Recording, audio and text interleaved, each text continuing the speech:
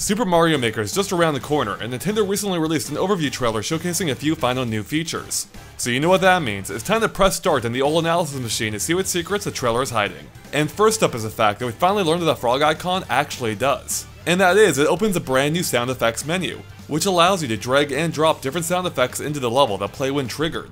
And some of those sound effects go a little bit further than the rest, triggering special effects too. Now based on the trailer, we can see there are two main ways in which to trigger an effect. For one, if you place a sound effect on a tile by itself, you simply have to pass through it for it to trigger. But if you place the sound effect on an existing object, it'll appear a bit smaller as if it's sunk into the object. And that indicates that you'll have to interact with the object in some way to trigger the effect. As shown here, where hitting the blocks activates the audience and confetti effects. Similarly, if you freeze this scene at the start, we can see the platforms here have all been given a firework effect too. But in order to trigger these ones, you'll actually have to land on the platform itself instead of just passing through it. As we can see here, where the firework doesn't launch until Mario actually touches a platform. Now in the editor, we can see each platform only has a single sound effect attached to it, and it's always in the middle. So you might only be able to attach one sound effect to each object, regardless of how big it is. Now interestingly, it does appear they can trigger the same effect more than once. As we can see 3 fireworks here, despite only 2 sound effect blocks being placed. Now in the trailer, we can see 14 sound effect icons in the menu bar at the top of the screen. And we're pretty sure that's a final count, because there's no arrow to cycle through different submenus as there are with the primary objects. So 14 is probably it. Well, maybe, but more on that later. So let's take a look at what those 14 effects are, or could be. And thankfully, to make things a little bit easier on us, the trailer actually shows off a few of them in the editor itself. Such as the cartoon explosion here, which triggers the fireworks we've been talking about. Then the clapping hands here activate an applause noise and confetti. And then we have this caution sign, which shows boulders rolling down a mountainside. And for good reason, because this effect triggers an earthquake with an accompanying rumbling sound that shakes both the level and background independently, while rocks drop in from above. Okay, and that covers it for all the actual icons we can see placed in the editor itself. Except for one, this guy right here, which kinda looks like a hand fan. But oddly, that icon doesn't match any of the ones above. So what's the deal? Well, we do have one idea, although it might be a little far out there. Okay, so hand fans are often associated with Japanese culture. So could it be related to the icon right here, which itself resembles a Japanese no mask? After all, these masks are often used alongside hand fans in Japan for dance-based performances. And adding to this theory is that that icon is what triggers a dance party in the trailer, that comes complete with music and lights. Okay, so maybe that music isn't the usual no style. But we can't help but wonder if you're able to shake the sound effect blocks to create an alternate version, like you can in most of the other objects in the game. So assuming this is the case, the no mask might cause an effect that's a little bit more traditional, whereas a dance party could be the alternate form.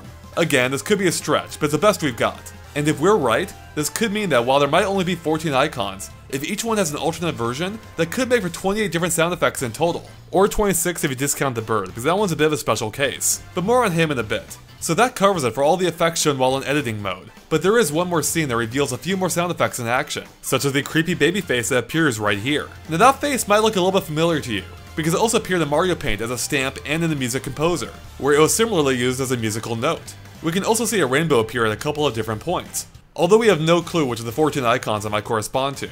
And the same thing goes for this weird cloud of smoke thing that appears repeatedly throughout the sequence. But you know what? After staring at it for long enough, I think I figured out what it is. Well, either that or I'm seeing things. But I'm pretty sure that's not smoke. Instead, it's actually a cat's paw. Look, there's its arm, and you can see the individual digits on its paw, including the dew claw on the side. And yes, I'd have to look up what that thing was called before this video. And it looks like that paw is actually swatting at Mario, as cats are known to do. You can even see a cartoon explosion appearing at the point of impact. And because of that swatting action, we think the cat's paw might be related to the paint-faced icon up here. But how? Because that face is basically the same face that the giant wasp makes in Mario Paint's fly swatting game whenever you swat him. Look, it even makes the same cartoonish explosion at the point of impact. Yeah, this too might seem like a stretch, but it would make sense given all the other Mario Paint connections already in the game. After all, the freaking frog that you click to access the sound effects is also taken right from Mario Paint's Composer mode. And then there's the fact that the song that plays in the background of this clip is also the Mario Paint theme. Now unfortunately, that's basically all the sound effects that we've seen in action so far, which leaves the rest of the bunch as a complete mystery, such as a shoe, boxing glove, maracas, lips, a light bulb, phone, Bowser's head, and a purple heart. Now granted, several of those might make some pretty obvious sounds. The phone, for instance, probably rings. But what could their animations be? Your guess is as good as ours, but do keep in mind that according to the trailer, not every sound effect will necessarily have an animation.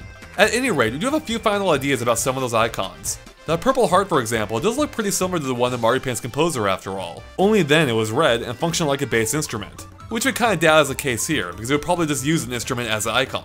So maybe it'll make a heartbeat sound or something. And then we have the light bulb, which given the fact that it produces light, could mean that this is actually what causes the dance party that we mentioned earlier. Although I do have to admit that I like our convoluted no mask idea a lot better.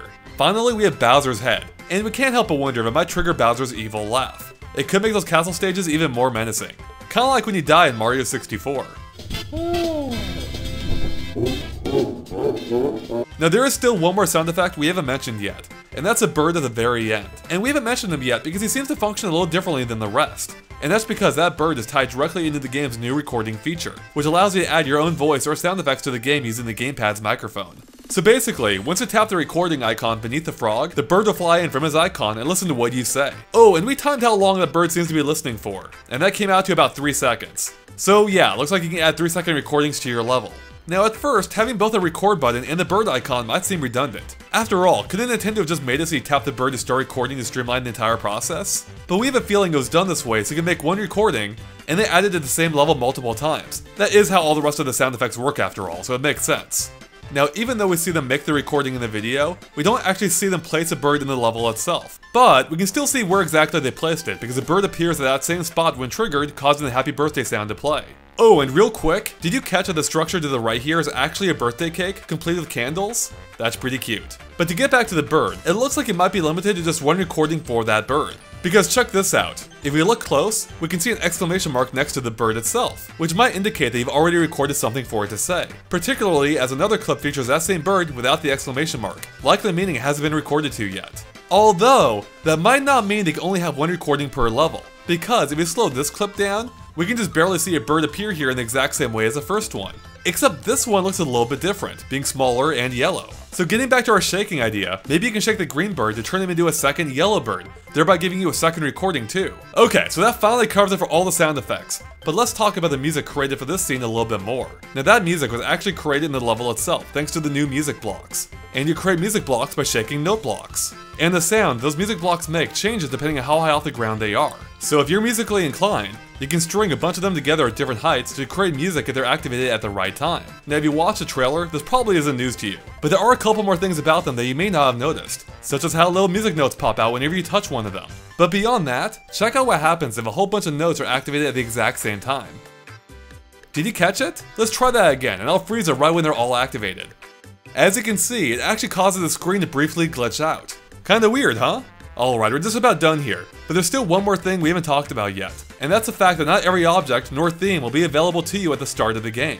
Instead, according to the trailer, you'll have to play a few minutes a day in order to unlock a shipment that will arrive the following day containing more elements to play with. And it's going to take a full 9 days to unlock everything you see on the screen right now. That is assuming that you play every day. Now, although the trailer does provide a breakdown of what objects you'll get each day, it's not entirely clear how many you'll actually start the game with, since the trailer only starts at day 2. But, as you might have noticed, all the objects in the second row have exclamation marks next to them, which indicates that they're brand new. So knowing that means that row 1 here is all you'll start the game with. But what's kinda cool is, besides missing just a few objects, that's the exact same lineup of objects when the game was first shown at E3 2014. Okay, now I know what you're wondering. If the exclamation mark means that the objects here are new, shouldn't that mean the same thing for the one by the bird icon too? And yeah, it could. So maybe it's possible you have to unlock the sound effects one by one too, and the bird just happened to be the last one. Although, the exclamation mark by the bird actually looks a bit different. Although maybe that's just what happens after you interact with the new object once, and it stays that way for the remainder of the day. And with that, we're done covering everything we can dig up on the new Super Mario Maker trailer. But as usual, let us know if we missed anything by posting in the comments below. Thanks for watching, and make sure to stay tuned to GameXplain for more on Super Mario Maker very soon, and other things gaming too.